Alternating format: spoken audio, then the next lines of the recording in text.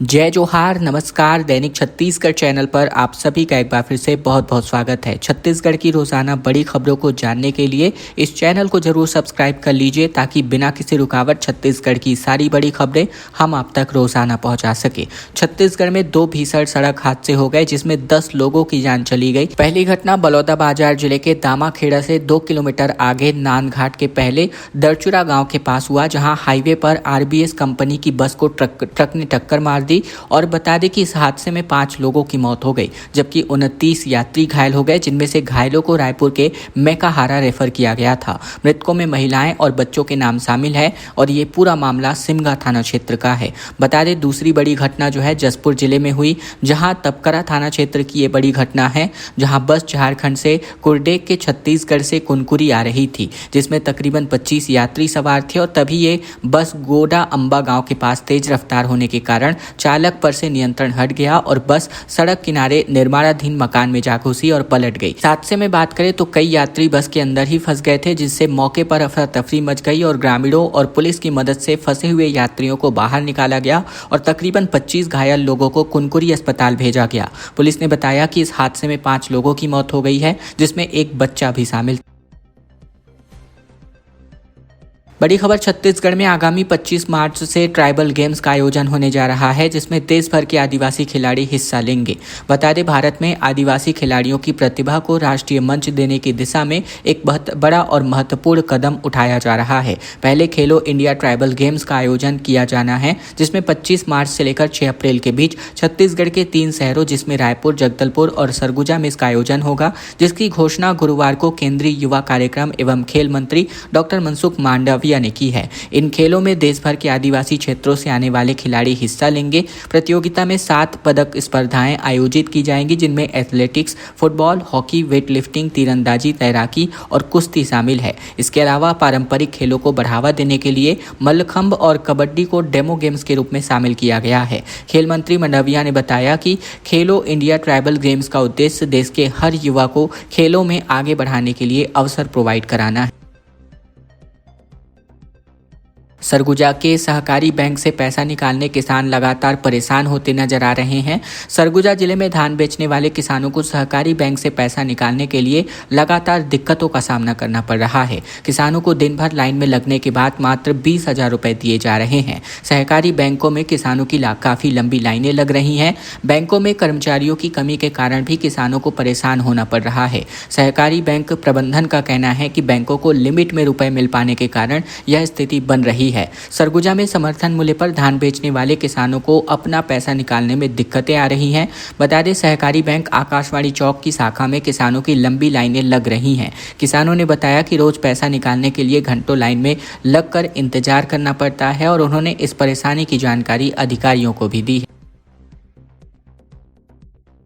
रायगढ़ में सड़क के किनारे चक्का जाम आयोजित किया गया, जिसमें सरायपाली रोड पर नारे लगाए गए और दोनों ओर वाहनों की काफी लंबी लाइनें लग गई। छत्तीसगढ़ के रायगढ़ जिले में बदहाल सड़कों के विरोध में ग्रामीणों ने चक्का जाम आयोजित कर दिया। सरायपाली रोड पर ग्रामीण सुबह से ही नारेबाजी कर रहे थे। इससे दोनों तरफ आने जाने वाले वाहनों की लंबी कतारें लग गई। प्रशासन ने उन्हें समझाने की कोशिश की, लेकिन ग्रामीण अपनी मांग पर अड़े हुए हैं। शुक्रवार सुबह 9 बजे सरायपाली और आसपास के 10 से 15 गांवों के ग्रामीणों ने सड़क पर चक्का जाम कर विरोध करने लगे। अपनी मांगों को लेकर ग्रामीणों ने नारेबाजी की।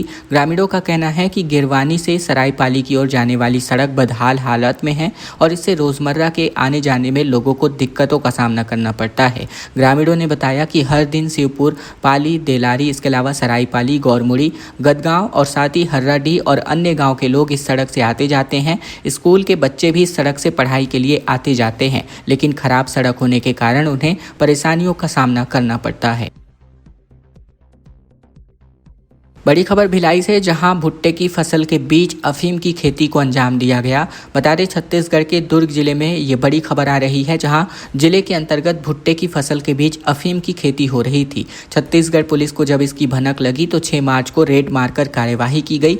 बताया जा रहा है कि कोई संदिग्ध अफीम की चोरी छिपे खेती कर रहा था। तकरीबन 1.5 एकड़ में अफीम पाया गया है। ये पूरा मामला जेवरा सिरसा चौकी थाना क्षेत्र का है, जहाँ समोदा गाँव की ये घटना है। पुलिस के मुताबिक अफीम 1.5 एकड़ में फैला हुआ पाया गया है, लेकिन इसका फैलाव तकरीबन 4 से 5 एकड़ में हो चुका है। पुलिस एक संदिग्ध को हिरासत में लेकर पूछताछ कर रही है, जिसके बाद इस पूरे मामले का खुलासा हो पाएगा। पुलिस के अनुसार मुखबिर से सूचना मिली थी कि समोदा गांव के खेत में अफीम की खेती हो रही है। सूचना के आधार पर शुक्रवार को जेवरा सिरसा चौकी पुलिस मौके पर पहुंची और छापा मारा, तब जाकर पुलिस के देखकर जो होश उड़ गए। गंगरेल बांध में नौकायन उत्सव आयोजित किया जाएगा। 11 मार्च को महानदी रिवर बोट चैंपियनशिप आयोजित होने जा रहा है, जिसमें विजेता को 1 लाख रुपए का इनाम दिया जाएगा। छत्तीसगढ़ के धमतरी जिले में पर्यटन गतिविधियों को एक नई पहचान देने के उद्देश्य से जिला प्रशासन के द्वारा एक अभिनव पहल की जा रही है। कलेक्टर अविनाश मिश्रा की पहल पर जिला पर्यटन समिति धमतरी द्वारा गंगरेल बांध में पहली बार गंगरेल नौकायन उत्सव आयोजित किया जा रहा है, जिसके अंतर्गत महानदी रिवर बोट चैंपियनशिप आयोजित किया जाएगा। ये रोमांचक नाव दौड़ प्रतियोगिता 11 मार्च 2026 को दोपहर 3 बजे आयोजित होगी। इस आयोजन का मुख्य उद्देश्य जिले में जल पर्यटन को बढ़ावा देना, स्थानीय युवाओं को साहित्यिक खेलों के प्रति प्रेरित करना और गंगरेल क्षेत्र को पर्यटन के प्रमुख केंद्रों के रूप में विकसित करना है। जिला प्रशासन का मानना है कि इस तरह के आयोजन से क्षेत्र की प्राकृतिक सुंदरता और पर्यटन संभावनाओं को एक नई पहचान मिलेगी। जांजगीर में रेलवे ओवरब्रिज की मांग को लेकर महा आंदोलन छिड़ चुका है। पतारी जांजगीर चांपा में नैला रेलवे फाटक पर ओवरब्रिज निर्माण की मांग को लेकर नगर बंद और चक्का जाम आंदोलन किया जाएगा। ये आंदोलन लगातार लगने वाले जाम की समस्या के समाधान के लिए किया जा रहा है। इसका नेतृत्व विधायक व्यास कश्यप, चैम्बर ऑफ कॉमर्स, व्यापारी संगठन और आम नागरिक कर रहे हैं। नैला रेलवे फाटक पर आए दिन लगने वाले जाम से आम जनता, मरीज, विद्यार्थी, व्यापारी और दैनिक यात्रियों को दिक्कतों का सामना करना पड़ता है।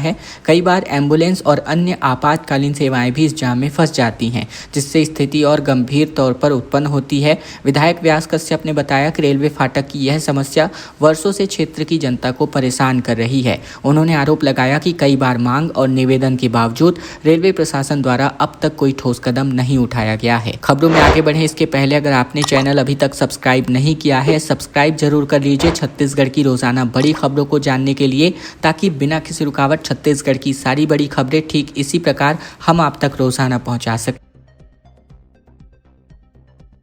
यूपीएससी ने सिविल सर्विस एग्जाम 2025 का फाइनल रिजल्ट जारी कर दिया है, जिसमें छत्तीसगढ़ के 7 युवाओं ने इस परीक्षा में अपनी बाजी मारी है। छत्तीसगढ़ के राजधानी रायपुर के वैभवी अग्रवाल, रौनक अग्रवाल और संजय डहरिया इसमें शामिल हैं। गुड़ियारी की रहने वाली वैभवी अग्रवाल ने 35वां रैंक हासिल किया। ये उनका तीसरा प्रयास था। वहीं मनेन्द्रगढ़ चिरमिरी भरतपुर के जनकपुर की दर्शना सिंह बघेल ने दूसरे प्रयास के दरमियान 383वीं रैंक हासिल किया। वे अब आईपीएस बनने जा रही हैं। वैभवी और दर्शना दोनों ही इंजीनियरिंग बैकग्राउंड से आते हैं।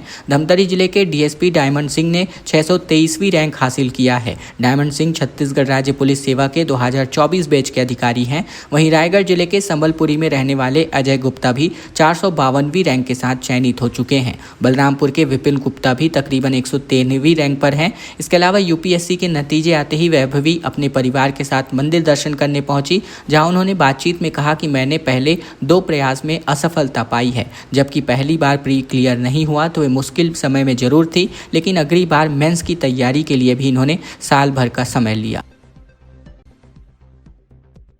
बालोद में किसान के बाड़े में भीषण आग लग गई और कार और 3 ट्रैक्टर और 160 बोरी धान जल करके राख हो गए। छत्तीसगढ़ के बालोद जिले के गुंडरदेही थाना क्षेत्र के अंतर्गत ग्राम खेरुद में एक किसान के खलिहान में भीषण आग लग गई और इस घटना में खलिहान में रखे 3 ट्रैक्टर, 1 कार और तकरीबन 160 बोरी धान जलकर पूरी तरीके से राख हो गए। जानकारी के अनुसार ये सामान सभी कृषक राजेश यदू के खलिहान में रखा हुआ था। गुरुवार शुक्रवार की रात अचानक से आग लगने की सूचना मिलते ही इलाके में हड़कंप मच गया। फिलहाल आग लगने के कारणों की पुष्टि नहीं हो पाई है। आग की चपेट में आने से सीसीटीवी का हार्ड डिस्क भी जल गया, जिससे घटना का कारण पता लगाना मुश्किल हो चला है। सूचना मिलने पर गुंडरदेही पुलिस मौके पर पहुंची और जांच शुरू कर दी गई है। पुलिस ने सीसीटीवी हार्ड डिस्क को कब्जे में लेकर डेटा रिकवर करने की प्रक्रिया शुरू कर दी है। डेटा रिकवर होने के बाद ही आग लगने के कारणों का खुलासा हो सकेगा। थाना प्रभारी नवीन बोरकर ने बताया कि आग लगने के कारणों का स्पष्ट अभी तक नहीं हो पाया है। बिजली विभाग ने भी अब इसकी जांच की जा रही है। प्रारंभिक जांच में तकरीबन 13 लाख रुपए के नुकसान का आकलन किया गया है। छत्तीसगढ़ से होकर गुजरने वाली 13 पैसेंजर ट्रेनों को कैंसिल कर दिया गया है। 31 मार्च से लेकर 11 अप्रैल तक ये गाड़ियां बुरी तरीके से प्रभावित रहने वाली हैं। दक्षिण पूर्व मध्य रेलवे के बिलासपुर मंडल में झारसुगुड़ा सेक्शन में हावड़ा मुंबई मुख्य लाइन पर चौथी लाइन निर्माण का काम किया जा रहा है। वहीं अकलतरा स्टेशन में यार्ड रीमॉडलिंग और चौथी रेलवे लाइन की कनेक्टिविटी का काम भी किया जाएगा। इसके चलते हावड़ा मुंबई रूट की 13 ट्रेनों को 31 मार्च से लेकर 11 अप्रैल तक यानी कुल मिलाकर 12 दिनों के लिए रद्द किया गया है। ऐसे में रायगढ़, बिलासपुर, रायपुर और कोरबा समेत अन्य जिलों के यात्रियों को दिक्कतों का सामना अब करना पड़ सकता है।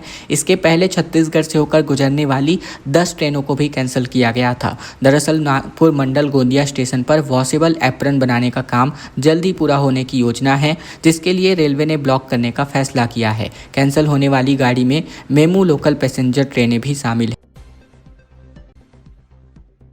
रायपुर में धान के बोरियों में पानी डालने का वीडियो वायरल होने के बाद अब आरंग के धान खरीदी केंद्र के मामले में कलेक्टर ने संज्ञान लिया है। रायपुर के आरंग विकासखंड के भलेरा सहकारी समिति के धान खरीदी केंद्र में धान के स्टैक में पानी डालने का वीडियो सोशल मीडिया पर जमकर वायरल हुआ है। वीडियो वायरल होने के बाद ग्रामीणों ने जमकर हंगामा किया, जिसके बाद प्रशासन हरकत में आया। मामले की गंभीरता लेते हुए कलेक्टर डॉक्टर गौरव सिंह ने तत्काल संज्ञान लिया और पूरे प्रकरण की जाँच के आदेश जारी किए। कलेक्टर के निर्देश पर यह मामले की जांच के लिए 3 सदस्यीय समिति गठित कर दी गई है, जिस समिति को इस टीम को तुरंत मौके पर पहुंचकर पूरे मामले की वस्तु स्थिति की जांच करने और तथ्यात्मक रिपोर्ट प्रस्तुत करने का निर्देश जारी किया गया है। बता दें, सहायक आयुक्त विनय शुक्ला के नेतृत्व में सहकारिता विस्तार अधिकारी सुमित डडसेना और सहकारिता निरीक्षक अशोक साहू की टीम घटनास्थल पर पहुंचकर जांच कर रही है। बलौदाबाजार के तहसील कार्यालय में भीषण आग लग गई, जहां दमकल की टीम ने कड़ी मशक्कत के बाद जाकर इस आग पर काबू पाया। सभी दस्तावेज पूरी तरीके से सुरक्षित हैं। बता दें, बलौदाबाजार जिला मुख्यालय स्थित तहसील कार्यालय में तड़के भीषण आग लग गई। घटना की सूचना मिलते ही प्रशासनिक अधिकारी मौके पर पहुंचे और दमकल की टीम को सूचना दी गई। घटनास्थल पर पहुंची दमकल टीम ने कड़ी मशक्कत के बाद इस आग पर काबू पाया है। हालांकि सभी दस्तावेज सुरक्षित हैं। कलेक्टर कुलदीप शर्मा ने घटनास्थल का निरीक्षण किया और जाँच टीम गठित कर आग लगने के कारणों की जांच के आदेश जारी किए हैं। उन्होंने जोर दिया कि यह भवन एक ऐतिहासिक धरोहर है और इसे सुरक्षित रखना प्राथमिकता है। क्षतिग्रस्त हिस्से के पुनरुद्धार के लिए तत्काल प्राक्कलन तैयार कर तकनीकी और प्रशासकीय स्वीकृति देने का निर्देश भी जारी किया गया। बताया घटना सुबह तकरीबन 5:30 बजे की है। प्रारंभिक जानकारी के अनुसार आग एसडीओपी कार्यालय की पुरानी बिल्डिंग से शुरू हुई, जो कि तहसील कार्यालय और रिकॉर्ड रूम तक फैल गई। स्थानीय लोगों ने तत्काल दमकल विभाग और प्रशासन को इसकी सूचना दी। दुबई में फंसे बिलासपुर के 3 दोस्त वापस लौट चुके हैं। 9 दिन बाद जाकर इनकी वापसी हुई और तड़के 3 बजे दिल्ली इनकी फ्लाइट पहुंची।